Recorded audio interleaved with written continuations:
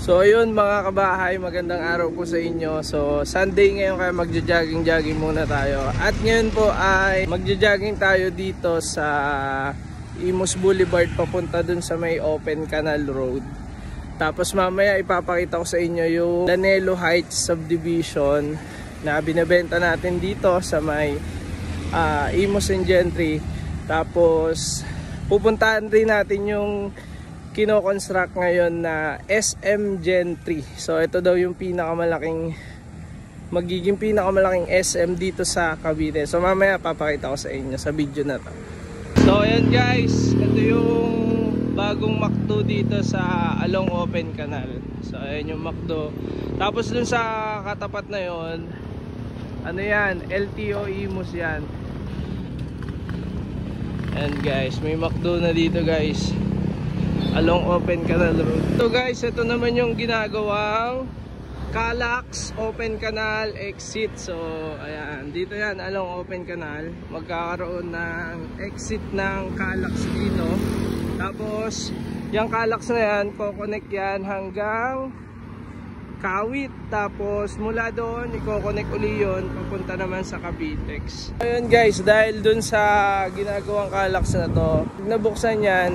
Kung papunta kayo sa south, papunta kayo sa Metro Manila, dito na lang kayo mag-a-access sa Calax at napakabilis na magiging biyahe nyo kasi marami na kayong malalampasan na city. Di nyo na kailangan daanan at di na kayo matatraffic kasi naka-expressway na kayo. Tapos expect nyo meron ding gagawin na Calax Cavitex link. Doon naman yung sa may bandang Kawit. So i-connect yung Calax sa Cavitex. Kaya talagang magmula dito, pagkalabas nyo ng subdivision, yung Lanelo Heights, dire-diretso na lang kayo sa puro expressway na ang dadaanan nyo, papuntang Metro Manila. At pagpa-south naman, nakakonect na ang Calax sa SLEX. Kaya ganun din, dire-diretso na kayo papuntang south. So guys, ito na yung Lanelo Heights. So ayan yung gate ng Lanelo Heights. Kung mapapansin nyo, may construction dyan. Yan yung dadaanan din ng Calax. So malapit na malapit talaga to sa Calax. Tapos ayan guys, yung gate ng Lanelo Heights. So kung mapapansin nyo, most of the units RFO units na yan. Ayan. Yung iba nga dyan guys, may mga na turnover na, may mga nakatira na rin dyan, pero mangilan-ngilan pa lang. So ayan guys, and guys, malawak din yung karsada ng Lanelo Heights. So ayan guys, papasok yan. Ayan, mga RFO units. So guys, ayun, buti pinapasok ako ni Kuya Guard. Wala kasi akong ID ngayon nag-jogging lang ako. So pinapasok naman tayo para mabidyoan ko na rin yung mga model unit dito. Ang available na lang po dito ay yung Brenda unit saka Chelsea unit. Kaka-sold out lang po kasi nung pinakamalaking unit dito, yung Abi. So ito guys, papakita ko sa inyo. Ayan guys, yung model house ng Abi unit. Yan yung pinakamalaki dito guys. 3 bedroom yan. Tapos 2 toilet and bath. Ito naman yung sumunod, yung Brenda unit. So malawak yan guys. May parking yan. Ayan yung area na yan. Sa inyo pa yan. Saka dito sa harap. So 3 bedroom unit din yung Brenda. Yan yung pangalawa sa pinakamalaki.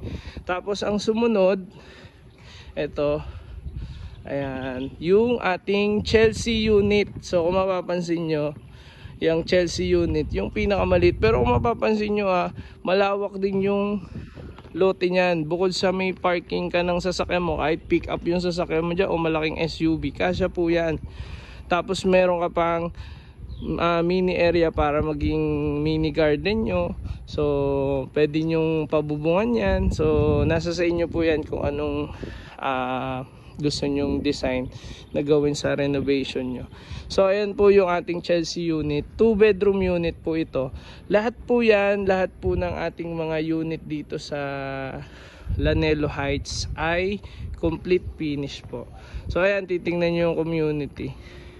maluwag po ang mga lote kasi puro single attach po yung mga unit dito sa Lanelo Heights. Ayan. May mga ilang nakatira na po dito.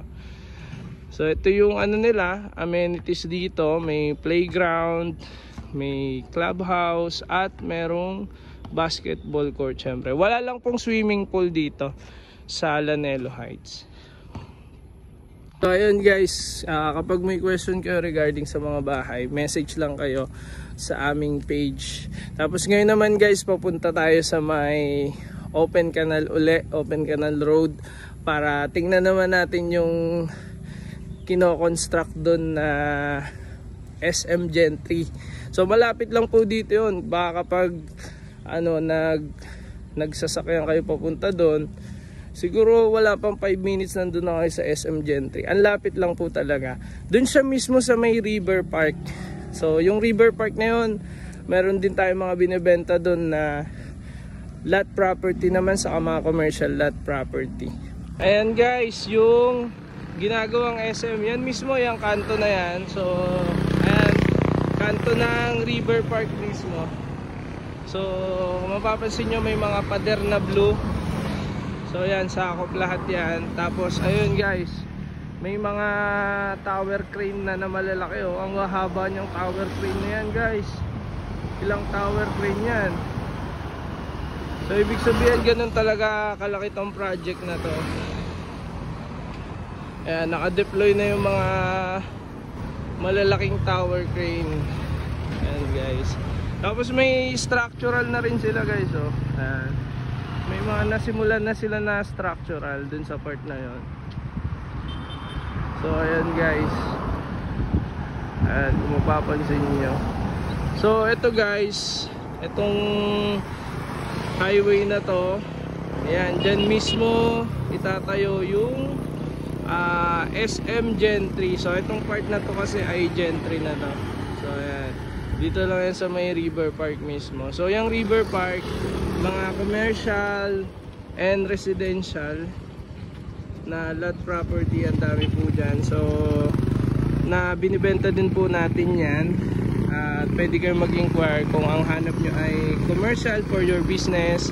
Tapos meron din mga residential property, mga exclusive subdivision po na nasa loob ng River Park. So ayan guys, inabot na tayo ng padilim na, kaya pabalik na tayo. So malapit lang naman din dito yung yung bahay namin. Kaya and guys, salamat sa pagsama sa video na to. Paki-follow naman at paki-share naman sa mga kakilala nyo na naghahanap ng house and lot property dito sa may Imus at Gentry, Cavite. So salamat guys.